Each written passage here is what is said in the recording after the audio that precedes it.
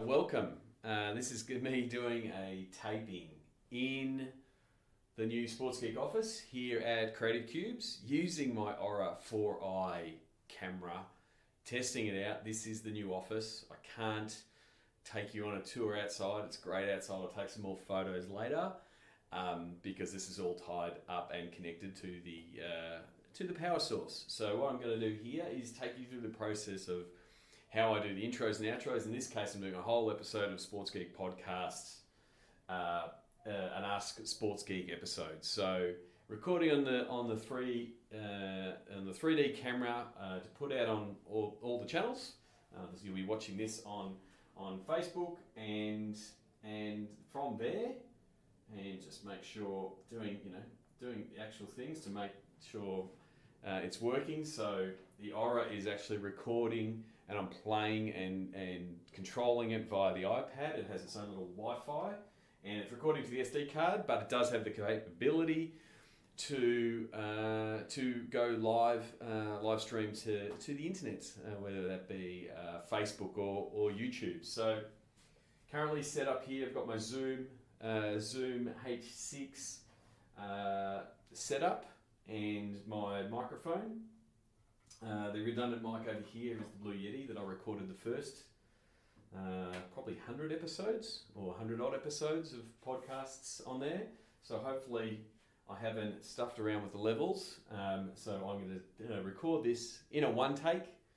I'll occasionally look over the camera, but I'm really focusing on the notes here. I use Workflowy to keep all the notes together around the podcast. So I remember how to do the intros and outros. Normally I'll stuff it up, and I'm recording this. I'm not going to edit it, so if I stuff it up, you'll see it live.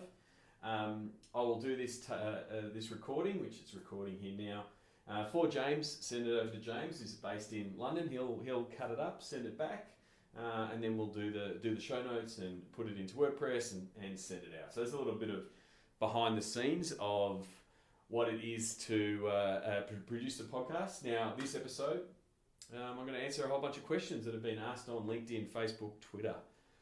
So let's get into it. An episode of Sports Geek Podcast. Or just Sports Geek. There you go, stuffed it up. I don't like to have the word podcast in it. It's just Sports Geek. Okay, James, as I said, hopefully I've got the levels right. I've just gone a little bit high. I'll get started and get stuck into it. Welcome to episode 167 of Sports Geek. On this week's episode, I answer your questions in another episode of Ask Sports Geek. Thanks, DJ Joel. That's right, my name is Sean Callanan, and hopefully a few of you, maybe MLB fans, get that Chevy guy reference. Look back to the footy from last year. The Chevy representative who was handing over, I think it was the MVP, was handing over a Chevy truck. And he was pretty verbose in describing how awesome the truck was, because he said it has technology and stuff, which is a lot like what I do in my business at Sports Geek. You can find me on all channels at Sean Callanan. You can send me an email, sean@sportsgeekhq, and hopefully you can find Sports Geek on all good podcasting platforms, iTunes, Stitcher. You all know that it's my favourite podcast app is Pocket Cast, but now, thanks to Josh for the prompt, Sports Geek is now available on Google Play. So if you are a Google Play user, tap away, put in Sports Geek, and you should be able to find it. So for this episode, which I'm recording, but I'm also recording in 3D here at the new Sports Geek offices at Creative Cube. So if you want to see what the Sports Geek office looks like in my contained office in the wider Creative Cubes office, you'll be able to check it out on the 3D camera. I'm sort of half looking at the microphone to make sure I get good audio, and then occasionally I'll look over to the 3D camera. This is an episode of Ask Sports Geek. The last one I did was in February this year, and again paying homage to Gary V with his Ask Gary V. Did that for episode 139. So if you want to go back and listen to that for some other questions, and I thought it'd be a good time to dive back in and get some more questions. So I asked on a bunch of different channels. I asked in the Sports Biz Slack. I asked on LinkedIn. I also asked on Facebook, both on the Sports Geek and my page, Sean Callanan Speaks. and also on the Twitter. So thank you very much for the people who saw those, send in a question. Very much appreciate it. And now what I want to do is, I think I've collated them all. If I've missed them, please admonish me. Please send me a tweet, say, hey Sean, you missed my question. I'll answer it then post this conversation, either on the socials or via a DM. But yeah, I want to get stuck into it. Now, unlike Gary V, I don't have someone reading the questions and saying who it's from, so I'm going to be sort of jumping around. I'm going to start with Logan Young. Thanks for the question, Logan. Logan from Blitz Metrics, former guest Dennis Hugh. He works with Dennis, and he asks, what's the smartest things you're seeing teams do with Facebook ads, and what results are they seeing? Obviously, very much a loaded question. The guys at Blitz Metrics absolutely do killer Facebook ads for a bunch of different teams, as you would have heard when if you've listened to the episode with Dennis talking about the Golden State Warriors. I think the smartest thing I'm seeing teams do is leverage their video and push out their video to build awareness. So it's very effective. Either when you're either got a membership season ticket campaign, that TVC, but also diving into what is the Blitz Metrics methods and what Dennis discussed, amplifying those super highly charged highlights when you've got the rights to will actually get much more reach, and then those audiences become super valuable. So again, I'll talk a little bit later on about the Facebook audiences book we built out, the guide. But the smart thing is understanding those audiences, building up those audiences, and then running those money campaigns. And when I'm talking about a money campaign, I'm talking about selling tickets, I'm talking about selling merchandise, that kind of thing, things that bring money into the team. And so that's the results we're seeing. It all starts down with really killer targeting, getting your targets right and priming those targets with great content. Stephen Collenberg, formerly of Brizzy, now checking out and doing his own thing in the content space. He asks, it would be great to hear your thoughts on the recent updates LinkedIn has been making. Video, viral personal posting, sales nav, and how sponsorship sales folks at teams can take advantage of this. I really like, the changes and the evolution that LinkedIn's taking. Obviously, if you've heard me discuss new platforms and tweaks to platforms and tweaks to algorithms in platforms, when they bring out something new, it always gives more access, and they always push a little bit harder. So we're seeing a lot of people push video really hard. So we're seeing a lot of video. Now, it's not a lot of good video. There's a lot of bad video there. So I think there is an opportunity potentially, especially in the sponsorship sales or the high-end ticket sales, suite sales, corporate sales, that kind of stuff, to put some of those videos that say these are the opportunities, this is what's available, because they will get a little bit more organic reach. So I think there's something to test, and for mine, it's always about testing how that works. And so it could be as simple as pulling out your phone when you're walking up to the suite and seeing the different views and showing it off that way, to the fully furnished flyover, fly-through type of highly polished videos, and test which one works, whether it's coming from the team's account or from execs that are working for you. So I'm a big believer in LinkedIn, have been a big believer in LinkedIn for a long time, both pre-Sports Geek days and as Sports Geek. So I think continue with the innovation, test, see what works for you. Todd Cafflish, former guest, good friend of mine, now starting out things with Tech Foundry. I'm really looking forward to working on a few projects with Todd. He asked a few questions. How do you see teams trending toward going all digital with ticketing offering for future fan experience? Will the evolution of added value tickets, loyalty programs? Yeah, I think it's a great question, Todd, and I think it's something that the industry overall is struggling is the wrong word, but grappling with. I think both from a ticketing vendor point of view, but then also the fan. You've still got the fans that want to hold the paper ticket, but the data opportunity of the digital ticket is just too much. We saw a lot and was able to use the MLB ballpark app recently at Seat in Atlanta, and Sean True from MLB was effectively flicking the tickets in a digital form to all the people. And so in that scenario 2-3 years ago, they all would have been paper tickets and there would not have been that data capture, whereas forcing everyone to use the app, start understanding how the app works, but also giving up their data, it becomes a really big data play. So I think that's the evolution. That's the data grab is the important piece. For the same reason, a lot of technology is rolled in, whether it's Wi-Fi and DAS and capturing that data, but getting more data points from the fans.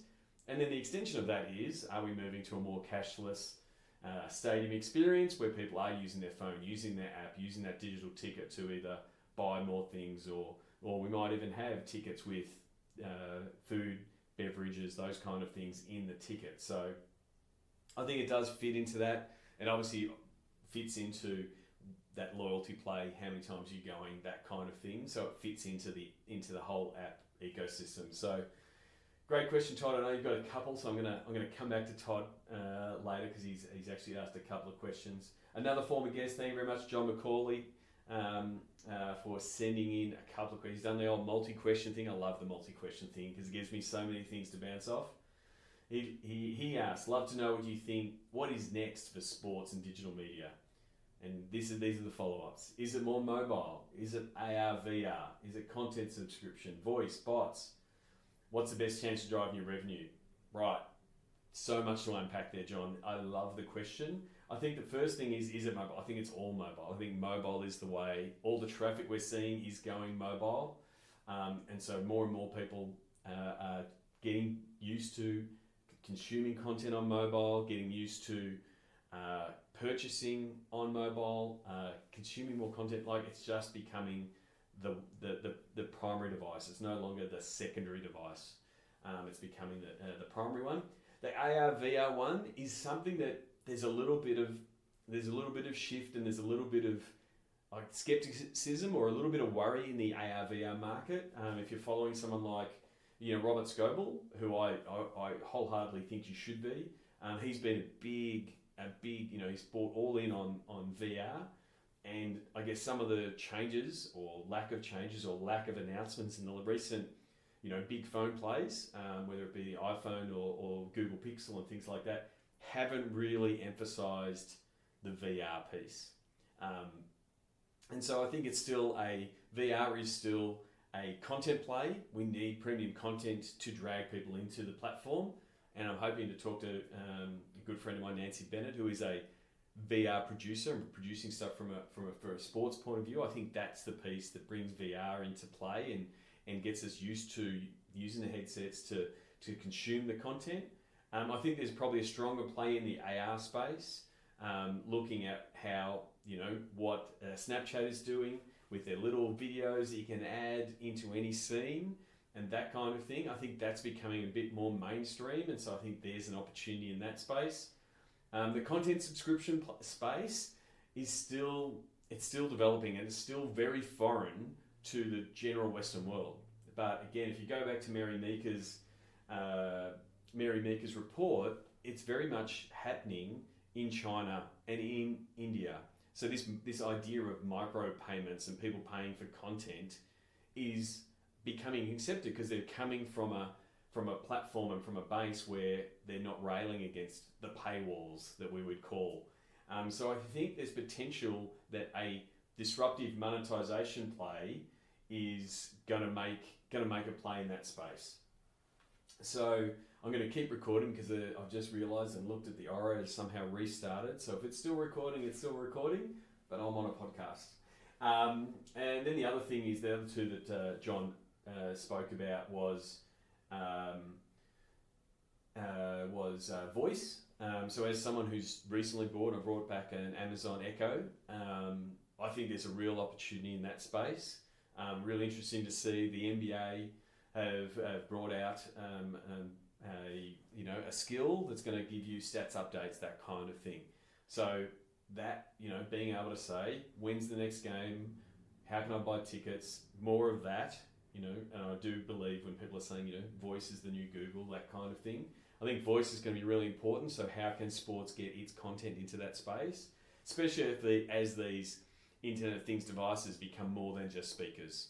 The new Amazon show can show highlights. So you can say, hey, please show me the latest Real Madrid highlights, and it should do it. And so how that's going to work is going to be really important. The bots point of view, point of view, as someone who's built a bot and currently building another bot for a sports team in the Facebook Messenger space, I think that's one part of the equation. But the thing is, bots, whether they be Facebook Messenger or on the Amazon platform or on the Google platform, are going to be another way for people to get data. I really like the opportunity that the Facebook Messenger bots allow us to do, the stuff that we're doing with the guys at Tradable Bits to build them out. Some really good insights to see what the fans, Adelaide Crows fans were asking and how they sort of trained them, understood what the bot could do and not do. So I think there's getting a tight scope still super important, but I think there's a really big opportunity in the space for that passive, I want information, as well as that push, here's the information we want you to get in the bot space. Keith Cowdery, and again, Keith, I hope I'm saying your name right. Good to catch up with you earlier this week. He asks, what are your views on esports meeting the traditional markets of sport, such as sports management? And is there a place in the industry for that esports player agent? And it's a great question. Kif. I do think, esports is following a really similar path to where sports has been. We're seeing a lot of sports entities getting into the space for esports and moving into the space because they see, like Nigel did with the Adelaide Crows and Legacy, see the opportunity of extending their fan base. So that said, as the more professionalism comes in on the team side and the sponsorship side, then the athletes will also be presented with opportunities. And the way that works in traditional sports is the player agent. So I think that, it's very early, but, if you're following what has happened in other sports, which is where I think esports is going into that same sort of professional nature, I think it's a good thing. And I'm positive, personally, I've got a lot of expectations of where esports will be even 18 months, 2 years from now, let alone 5 to 8 years to go. So I think the only caveat to that is where will what will be the length of how long an esports athlete will be live in the game. Will some of these professional standards that are coming in and help that the professional sports bring in, will that create more longevity for the esport athlete? And in the same way that Roger Federer is still playing high-level tennis at a far older age than previously would have been suspected 20 years ago, there's potential for that as well. And so a longer span in the game makes it more viable for more people to be part of helping manage that athlete. Dennis Venter also asked on LinkedIn, your views on sports personalities who use agents, staff to manage their social media accounts and don't do it personally. I can understand why agents and staff would have access to see some of that stuff. But as far as if someone's if someone's asking me, should an athlete be the person that does the posting? I agree. I think they should. It needs to, has that authenticity. And in the end, the fans will find out about it. Now, you can get into the situation that poor old Kevin Durant did over the summer, where he obviously had a secondary Twitter account and started replying to people using the wrong account and did it off his own account. Again, the good thing about that, or I guess the good lesson out of that for mine, is that at least KD came out and said, that was me, my mistake, my bad. He didn't say it was one of my guys using my account. So my gut says, do it yourself, do it with moderation, understand the challenges that's there, but eventually the fans will figure it out if it's always someone else doing it. So I'm going to jump from LinkedIn over to Facebook, where Corey Wade asked on Facebook. He says, where do you see the sports digital market in 5 years? With technology growing at the speed it is, can sport digital grow with it? So I'm going to time machine this one. I'm both going to answer it, but then also look back 5 years ago. So 2012, let's just do a little bit of a sports digital history lesson. 2012, Twitter hadn't opened up in Australia, and Twitter was still an up-and-coming platform. Vine was just being opened. Facebook was growing. I think it was just acquired or was about to acquire Instagram. Snapchat hadn't existed, or close to, roughly. And again, I'll go back and check the history books, but that's roughly where it's at. So now we fast forward 5 years.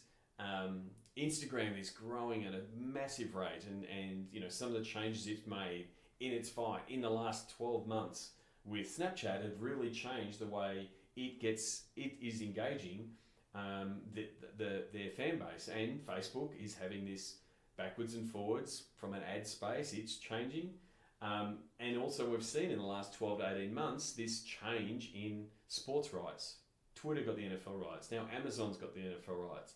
Where is Apple going to play? So I think they're going to lean on Gareth Capon's recent article around the future of the internet and sports is the future of TV is internet. Get that right.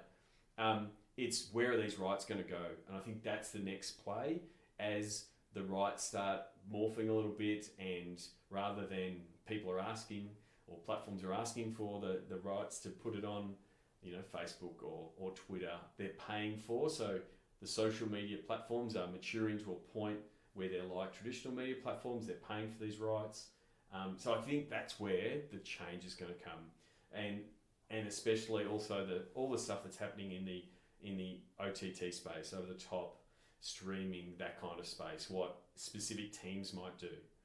So we're seeing the NFL, some NBA teams look at international solutions for over the top. That will be very interesting to see where it goes. So that's where I see the next 5 years. I don't see the appetite for what fans want diminishing whatsoever. I see there'll be a stronger demand for platform-specific content producers. So if you're trying to get in the game, like yourself, Corey, understand the platforms and how to execute on all the platforms that are available. And if you are the best at doing those platforms, then you'll have a job, because good content creators will still be required. And I think the other one, that if I'm looking at things now and seeing a slight bounce back and a course correction, is don't count out YouTube. I'm seeing a lot of influencers and a lot of content people going back to YouTube. Kevin Durant's for one, he's putting a lot of his video on YouTube. The monetization model that YouTube's got works. So until Facebook, Twitter, Amazon work out a way to pay better than YouTube, we might see that course correction come back. If they start getting more of the premium content, who knows? YouTube might come back into play to the sports rights market. So that's, from a 5 year sort of crystal balling it type of thing. That's what I'll be looking at. Now, where do I go back? I'm going to go back to LinkedIn, to Neil Chilvers. Do you think social media has had a positive impact on sport? Well, I'd be lying, and I wouldn't be standing here in a Sports Geek hoodie if I didn't think so. Because I think it has helped bring the world's fans closer together and closer to their team and closer to their heroes, the athletes. So I think overall it has been, because you can now follow your team, feel more engaged with your team via social, whether it's via tweets or Instagram stories or Snapchat. Definitely close to the athletes. It's given them a platform without even commenting on all the current things that are happening with athletes and athletes' rights and them speaking on issues that aren't sports. That doesn't happen to the level it's happening without social media. I think if I'm going to play the other side of the coin and what is the negative impact, I think it still is that trolling question. How do social media platforms reduce the amount of potential toll and vitriol in some cases for that athletes sometimes get on social? And so they're putting steps in place. Twitter have put in steps recently. Instagram have also put in some steps. So I think that's the negative. But by and large, if I'm putting those two if I'm weighing those two up, far more positive than negative. Tom Hewson, I'm going to say Hewson. Hopefully I've got that right, Tom. He asks, my goal is to grow the community of Disability Golf Network. So my question relates to growing this community. Being a sports startup aimed at introducing people to a sport they never knew they could play, or returning to play after an accident or injury, what are your thoughts in gaining exposure in a brand new market? So for me, there's never been a better time to market that kind of business and that kind of idea. Facebook does give you the targeting options. Instagram gives you great means to find and connect with those people. So for mine, it's a little bit of testing the ad products to see what content's going to resonate with potentially your fans. I probably would start with golfers first and their interests, and then potentially use that to leverage the non-golfers to say, you can play golf, this is what it can do even after an injury. So I'll probably focus with golfers first and their friends, and then test what content starts working. And once you find the content that works, keep writing that content, whether that is the content style or from a pure advertising point of view. Jared Basker, again, hopefully I'm not completely mucking up everyone's name, but Jared asks, do you think there are other industries more mature than sports that sports can take lessons off? And he says, i.e. the music industry. Absolutely, Jared. If you've listened to the podcast, you know one of my favourite phrases is steal with pride. I actually stole that from someone else, just to make it really genuine. I love looking at what other industries are doing. So yes, the music industry around the way it's selling at festivals and the fact that it live is its thriving business. I think there's a lot of lessons in what they do there in both the festival, the way they sell out the tickets, the scaled up packages they do. I think the other one that you can look at is the hype and the hype cycle that the movie industry creates, even 12, 18 months out, from a film, the amount of people that are talking about, in this case, this week, the Last Jedi or the next Marvel film. So I think there's also that staggered approach, that hype building cycle that sports could always look at and say, how can we do it? How can we launch in that sort of fashion? And because it's a good understood template, if you were to put it into sport, people will go, oh wow, that's like a movie preview, I want to share it, and that kind of thing. So it's an easy one to sort of pick up the template and say, we're going to run it that way. So Mark Cleary, good to have you back in the country, Mark. He asks, if you're a sole marketing employee consultant for a new team or league with a $10,000 budget, what platform would you use to build an audience of most engaged fans? So initially, jokingly, half seriously, I said, Mark, just give me the money, we'll sort it out. But I think my answer will be, and if you've listened to the podcast, you know how much I'm in on Facebook and its ad technology. I guess the only caveat to that is, what exactly is the new team or league? What's its demographic? Might make me say Instagram might fit it better. And it also could be, where are you in your cycle? What is, when is this new team? Are we talking about a new team that's starting in 6 months, it's got players and logos and everything like this? Or is there more length to that? So, I really like what Colin Kelly and the guys at LAFC are doing. They're building the buzz and trying to build a community and start to engage with LA as a town, but they're doing it without any players. So they've only, 1 or 2 signings. So again, how you would do it, what platform you do it, and when you would spend the money sort of depends on all those things. But if you're asking me, new team into an established league, you've got all your players and you're ready to go, I would be putting that money into Facebook myself, with a little bit on the side to Instagram, but primarily Facebook, primarily video views.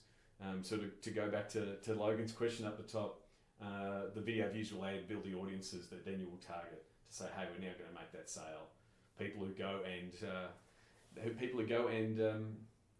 watch all the video, they're most likely going to get a sale from. Darren asks on Twitter, he went a little bit left field, and I sort of gave it some thought, then I forgot about it. Now I've got to this question, now I'm thinking about it. And he asks, you can choose 5 non-basketball Aussie sports stars to take on the worst NBA team in a pickup game. Who do you choose? So first of all, they lose by a long margin, but credit to Melbourne United, NBL team, went up against the Oklahoma City Thunder and went down by 1 point. And I thought that was a fine performance, preseason game and all of that. It was a fine performance, and a lot of credit to Larry Kessman and Jeremy at the NBL. I think it's a terrific initiative, even if they are doing it in between round 1 and 2. It's a hell of a road trip to go to Oklahoma City. So who would I choose from a non-basketball Aussie sports star? So I'd have to put in Scott Pendlebury as a Collingwood man, and he's a former basketballer. He likes his hoops. He used to play basketball with Paddy Mills. Pendlebury had been there. Who else would I be picking in the scheme of it? I'd have to give it some more thought. Because I want to pick people who actually play basketball. Like I could just pick, I could pick them on their skill and style. So I could say, Cameron Smith, because he can control the game as a rugby player. Maybe he would be the small forward, and maybe Jonathan Thurston, because he's he's a sharpshooter from deep, and would provide a bit of brevity and levity to the team. And then probably up front, I need to get a couple of big guys. Yeah, I'm really struggling. Trying to think who else might go. I'd have to give it some more thought. It's a good question. It's one of the fantasy type ones that sometimes stump me. Much rather talk about the industry overall. But thank you very much, Darren, for both listening and at least challenging me there. I might come back with a couple of other sports stars. I might just chuck in, Anthony Mundine just there to make it controversial and carry the mic and non-basketball. No, I'm lost. Maybe a Shani Layton as a popular netballer to provide a bit of support up front. So that's pretty much the Sports Geek. I've answered all the questions that I got before I started recording this.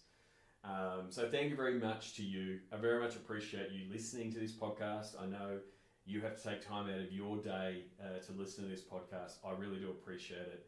So thank you for the people who do contribute, either by sending me a tweet occasionally, sending me a DM saying thank you, or messaging me, leaving messages in the Slack community, or commenting and sharing things on LinkedIn. I really do appreciate it, and I really appreciate it more so this week more than ever. I've had an absolutely amazing week via great referrals from podcast listeners. So I think this week I've had multiple calls with people in the US, talking to them about Sports Geek campaigns and what we can do with people who listen to the podcast.